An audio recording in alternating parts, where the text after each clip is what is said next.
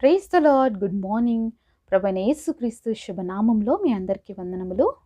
చిన్న ప్రార్థనతో ఈరోజు దేవుడి వాగ్దానాన్ని స్వతంత్రించుకుందామా? మమ్మల్ని మిక్కిలిగా ప్రేమించిన మా ప్రియ పరలోకమందున్న తండ్రి, నీ ఘనమైన శ్రేష్టమైన నామాన్ని బట్టి మీకు వందనాలు ప్రవ్వా. ఉదయకాల సమయంలో మా అందరితో మాట్లాడండి ప్రవ్వా.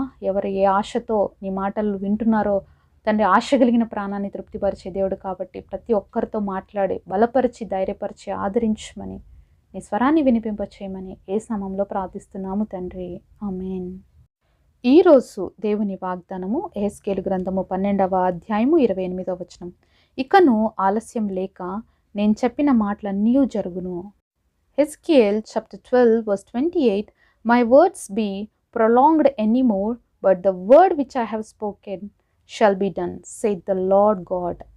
దేవుడు ఇచ్చినటువంటి అద్భుతమైన వాగ్దానము మనందరి జీవితంలో నెరవేర్చబడును గాక. ఆమేన్. దేవుడు చెప్పినటువంటి ప్రతి మాట నెరవేర్చబడేటువంటి దినాలలో మనం ఉన్నామండి. ఏంటి ఆ దినాలు? దేవుడు ఏం చెప్పాడు అనే విషయాన్ని ఈరోజు మనం ఆలోచించవలసిన వారుగా ఉన్నాము. అంత్య దినములలో మనం ఉన్నాము అనే విషయాన్ని దేవుడు మరొకసారి జ్ఞాపకం చేస్తూ ఉన్నాడు. సరే, మత్తయి సువార్త 24వ అధ్యాయము 3వ వచనం నుంచి చూద్దాము. ఆయన ఒలీవల కొండ మీద కూర్చుని ఉన్నప్పుడు శిష్యులు ఆయన యొద్దకు ఏకాంతంగా వచ్చి, ఇవి ఎప్పుడు జరుగును? నీ రాకడకును ఈ యుగ సమాప్తికి సూచనలేవి మాతో చెప్పమనగా, యేసు వారితో ఇట్లను, ఎవడనూ మిమ్మల్ని మోసపరచకుండా చూచుకొనుడి. అనేకులు నా పేరిట వచ్చి నేనే క్రీస్తునని చెప్పి పలువురిని మోసపరిచెదరు. మరియు మీరు యుద్ధములను గురించి యుద్ధ సమాచారం గురించి వినబోదురు. మీరు కలవరపడకుండా చూచుకునడి. ఇవి జరగవలసినవి కానీ అంతం వెంటనే రాదు. జనం మీదికి జనము, రాజ్యం మీదికి రాజ్యము లేచును. అక్కడక్కడ కరువులు, భూకంపములు కలుగును. ఇవన్నీ వేదనలకు ప్రారంభం. ఇప్పుడు జనులు మిమ్మును శ్రమల పాలు చేసి చంపెదరు.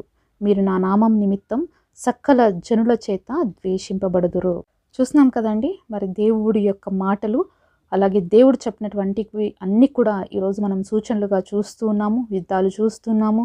అలాగే మరి ఒక దేశం మీదకి ఒక దేశము, ఒక రాజ్యం మీదకి ఇంకొక రాజ్యం లేస్తున్నట్లుగా కూడా మనం చూస్తూ ఉన్నాము.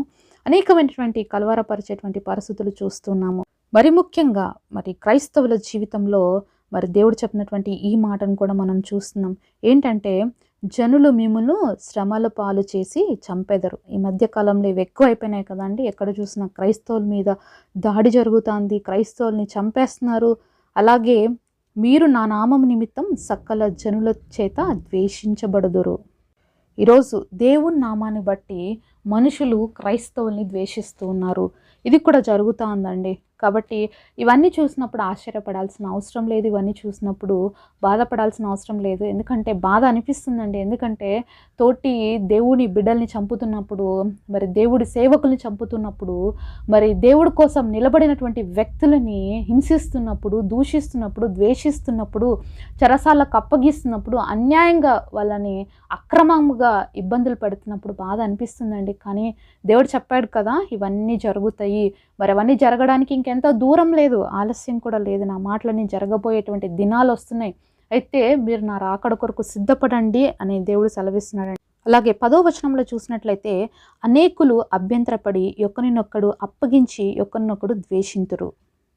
ఈరోజు ఇది కూడా జరుగుతుందండి. చాలామంది క్రైస్తవులకు వ్యతిరేకంగా లేస్తున్నారు. క్రైస్తవుల పైన మరి కేసులు పెడుతున్నారు. అలాగే క్రైస్తవుల్ని ఇబ్బంది పెట్టే వాళ్ళు కూడా ఉన్నారు. అన్యజనులతో పాటు ఈ దొంగ క్రైస్తవులు కూడా చాలామంది యాడ్ అయి ఉన్నారు అనే విషయాన్ని మనం గ్రహించాలి. ఇంకా 11వ వచనంలో, అనేకులైన అబద్ధ ప్రవక్తలు వచ్చి పలువురిని మోసపరిచెదరు. ఇది ఆల్రెడీ స్టార్ట్ అయిపోయిందండి. ఎక్కడ చూసినా ఇదే చూస్తున్నాం. ఎందుకంటే ఈరోజు గాస్పల్ ప్రీచింగ్ అనేది తగ్గిపోయింది. ఈరోజు అందరికీ బ్లెస్సింగ్ ప్రీచింగ్స్ చాలా ఎక్కువైపోయినాయి. దేవుడు ఆశీర్వదిస్తాడు, దేవుడు మిమ్మల్ని దీవిస్తాడు, దేవుడు మీకు సహాయం చేస్తాడు, ఇవే చాలామంది చెప్తున్న మాటలు. కానీ నిజానికి ఈరోజు మానవుడికి అవసరమైంది ఏంటంటే రక్షణ. యేసుక్రీస్తు ప్రభు నీ దేవుడు, నీ రక్షకుడు నువ్వు అంగీకరించాల్సిన దినాల్లో ఉన్న పాపాన్ని విడిచిపెట్టు, లోకంలో ఉన్నటువంటి పాపస్థితి నుంచి నువ్వు బయటికి రా, మరి పరిశుద్ధంగా దేవుడి కోసం జీవించు అనే బోధలు తక్కువైపోయాయి. కానీ ఆశీర్వాదాలు ఎక్కువైపోయినాయి. రోజు మానవుడికి ఒక ఆశీర్వాదమే కనిపిస్తుంది తప్ప తన జీవితాన్ని సరిచేసుకొని దేవుడి వైపుకు నేను రావాలి, దేవుడు నన్ను ఏర్పరచుకున్నాడు, ఆయన నన్ను ఒక ప్రణాళికతో భూమి మీదకి పంపించాడు, ఆయన ప్రణాళికలోకి నేను ఒక భాగము, మరి ఈరోజు నేను ఇలా జీవిస్తే దేవుడు నా విషయంలో బాధపడతాడు, ఈరోజు నేను ఇలా బ్రతకకపోతే దేవుడికి నా పట్ల ఉన్న సంకల్పం నేను నెరవేర్చలేని స్థితిలోనే మిగిలిపోతాను అనే ఆలోచన పుట్టించేటువంటి మాటల కంటే కూడా ఆశీర్వాదాలు అనే మాటలు ఎక్కువ వినిపిస్తున్నాయండి. ఇవన్నీ కూడా అబద్ధ బోధలు. ఈ లోకంలో నీకు డబ్బు, ఐశ్వర్యము ఇవన్నీ ఉన్నాయంటేనే నువ్వు ఆశీర్వదించబడిన వ్యక్తివని చెప్తున్నటువంటి ప్రతి మాట నిజంగా అది వ్యర్థమైంది, అది అబద్ధం. నువ్వు ఈ లోకంలో ధనం కూర్చుకోవద్దు అని దేవుడు చెప్పాడండి. ఎందుకంటే ఈ లోకంలో కూర్చుకున్న ధనం అంతా కూడా చిమటబడుతుంది, అది ఏదో ఒక రోజు నాశనం అయిపోతుంది. కాబట్టి నువ్వు పరలోక రాజ్యంలో నీ కోసం ధనము సిద్ధపరచుకో, భూమి మీద దేవుడి కోసం బ్రతుకు, తద్వారా నువ్వు పరలోక రాజ్యంలో అనేకమైన ఆస్తులు సంపాదిస్తావని దేవుడు చెప్పినప్పుడు, ఈ లోకంలో ఉన్న ధనాన్ని చూసుకొని నేను ఆశీర్వదించబడ్డాను అనుకున్న ప్రతి క్రైస్తవుడు నిజంగా ఇది భ్రమ అనే విషయాన్ని తెలుసుకోవాలి. 12వ వచనంలో చూసినట్లయితే, అక్రమము విస్తరించుట చేత అనేకుల ప్రేమ చల్లారును, అంతం వరకు సహించువాడెవడో వాడే రక్షింపబడను, మరియు ఈ రాజ్య సువార్త సకల జనులకు సాక్షార్థమై నా లోకమందంతటను ప్రకటింపబడును, అటు తర్వాత అంతం వచ్చును. కాబట్టి దేవుడు ఏం చెప్తున్నాడంటే, అక్రమము ఎక్కడ చూసినా అన్యాయమే, ఎక్కడ చూసినా అక్రమమే, అది విస్తరించిపోతుంది అని చెప్పాడు. అంతేకాకుండా ప్రేమలు చల్లారిపోతాయని దేవుడు చెప్పాడండి. చూస్తున్నాం ఈరోజు ఎక్కడ చూసినా అక్రమమే, అన్యాయమే పెరిగిపోయింది తప్ప మనుషుడికి విలువ లేదు, మనిషి ప్రాణానికి విలువ లేదు, మనిషి మాటకి విలువ లేదు, మనిషి యొక్క దేనికి కూడా విలువ లేనటువంటి స్థితిలోకి మానవజాతి వెళ్ళిపోతాందన్నమాట. అంత అక్రమంగా మనుషులు తయారైపోయారండి.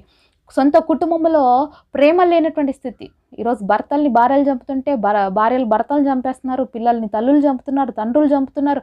వినడానికే చాలా ఆశ్చర్యకరం కలిగించేటువంటి విధంగా ఈరోజు మనం వార్తలు వింటున్నాము అంటే ఆలోచించండి. దేవుడి మాటలు నెరవేర్చబడుతున్నటువంటి దినాల్లో మనం ఉన్నాము. అంతం ఇంకా దూరం లేదు, దగ్గరే ఉందనే విషయాన్ని మనం తెలుసుకోవాలి. అందుకనే దేవుడు ఒక మాట అన్నాడు అక్కడ, అంతం వరకు సహించువాడే రక్షించబడతారు.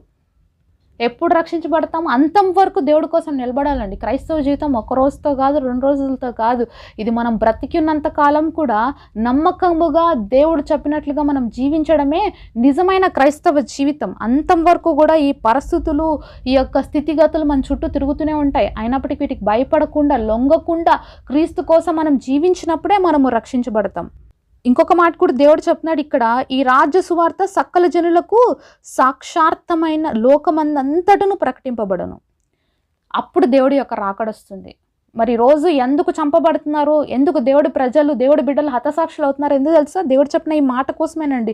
మరి సర్వలోకంకి కూడా సువార్త అందించబడాలి, సర్వజనులకు కూడా దేవుడు మాటలు వినాలి, దేవుడు గొప్పతనాన్ని తెలుసుకోవాలి, వాళ్ళు యేసు ప్రభుని తమ సొంత రక్షకుడుగా అంగీకరించాలి. అంతేకాకుండా వాళ్ళకి సువార్త ప్రకటించబడాలి. అప్పుడే కదా వాళ్ళు దేవుడిని అంగీకరించగలుగుతారు. వాళ్ళకి దేవుడి గురించి తెలియకపోతే వాళ్ళు విడవబడతారు కదా. దేవుడు అందుకనే సర్వలోకానికి కూడా సువార్తను ప్రకటించండి ఈ ఆజ్ఞ ఇచ్చి వెళ్ళినందుకేనండి ఈరోజు ప్రతి క్రైస్తవుడు కూడా ప్రాణాన్ని తెగించి సువార్త చెప్పాలి. ఈ గొప్ప సత్యం ప్రతి మానవుడు తెలుసుకోవాలి. యేసయ్య నీ కోసం నా కోసం ప్రాణం పెట్టాడు, మృత్యుంజయుడే తిరిగి లేచాడు, ఇదిగో అతి త్వరలో రాబోతున్నాడు, ఆయన రాకడ కొరకు నువ్వు నేను సిద్ధపడాలని చెప్పడం కోసమే ఈరోజు ప్రాణాలని తెగిస్తున్నారు, ప్రాణాలని అర్పించుకుంటున్నారు, హింసల పాలవుతున్నారు, శ్రమలు పొందుకుంటున్నారు. ఈరోజు క్రైస్తవులలో అనేక మంది వాళ్ళ ప్రాణాలు పోగొట్టుకుంటుంది వాళ్ళ కుటుంబాల కోసం కాదండి, వాళ్ళు లగ్జరీ లైఫ్లు జీవించడం కోసం కాదండి. హతసాక్షులు ఎందుకు అవుతున్నారు తెలుసా? క్రీస్తు సువార్తను ప్రకటించడానికి కారణం బట్టి. ఏ కారణం లేదు వాళ్ళని చంపడానికి, ఇది ఒక్క కారణమే. వాళ్ళు సువార్త చెప్తున్నప్పుడు, అనేక మంది రక్షించబడుతున్నప్పుడు, అనేక మంది దేవుడి వైపు తిప్పబడుతున్నప్పుడు దుష్టుడు సహించలేకపోతున్నాడు. అందుకనే ఈ రోజే కాదండి, అనాది కాలం నుంచి వస్తున్న పరంపర ఇది. ఆ రోజు నుంచి దేవుడి యొక్క శిష్యులు, దేవుడి దగ్గర నుంచి కూడా ఇదే జరిగింది. కాబట్టి తన బిడ్డల జీవితంలో కూడా ఇదే జరుగుతుంది. కాబట్టి భయపడాల్సిన పని లేకుండా ధైర్యంగా ఉండాలండి. ఎందుకంటే ఒక క్రైస్తవుడిగా ఈరోజు నువ్వు క్రీస్తుని అంగీకరించావు అంటే నువ్వు చనిపోవడానికి కూడా దేవుడి కొరకు సిద్ధపడి ఉండాలి. సిద్ధపాటు అవసరము. ఎప్పుడు ఏ సమయంలో ఏమి జరగబోతుందో ఈ లోకంలో ఎవ్వరికీ తెలియదు. కాబట్టి దేవుణ్ణి విడిచిపెట్టకుండా దేవుణ్ణి కలిగి ఉండడం మనం నేర్చుకోవాలి. క్రీస్తు కోసం అవసరమైతే నా ప్రాణం పెట్టడానికి కూడా నేను సిద్ధము అన్నటువంటి రీతిగా ఈరోజు క్రైస్తవులు సిద్ధపడాలి. అంత రోషం కలిగి దేవుడి కోసం జీవించాలండి. కాబట్టి దేవుడు చెప్పిన మాటలు నెరవేర్చబడే రోజులు వస్తున్నాయి కాబట్టి సిద్ధపడదాము. దేవుడి యొక్క రాకడ కొరకు సిద్ధపడదాము. అనేకుల్ని క్రీస్తు వైపుకు నడిపించుటలో మరణానికైనా కూడా సిద్ధపడేటువంటి రోషం కలిగిన దేవుడు బిడ్డలుగా ఉండాలని దేవుడు ఆశిస్తున్నాడండి. సిద్ధపడదామా? మరి మన జీవితాలని దేవుడికి అప్పగించుకుందామా? చిన్న ప్రార్థన చేసుకుందాము.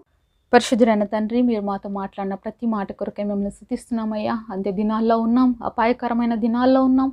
నీ రాకడ కొరకు మమ్మల్ని సిద్ధపరచండి. అనేకులకి నీ స్వార్థను ప్రకటించడానికి అనేక మంది నీవే దేవుడు రక్షకుడని అంగీకరించే విధంగా ఉండడానికి తండ్రి సహాయం చేయండి. అవసరమైతే మా ప్రాణాలు సైతం మీ కొరకు అర్పించడానికి అలాంటి రోషం కలిగినటువంటి నీ బిడ్డలుగా జీవించే కృపనివ్వమని యేసు నామములో ప్రార్థిస్తున్నాము తండ్రి. ఆమేన్.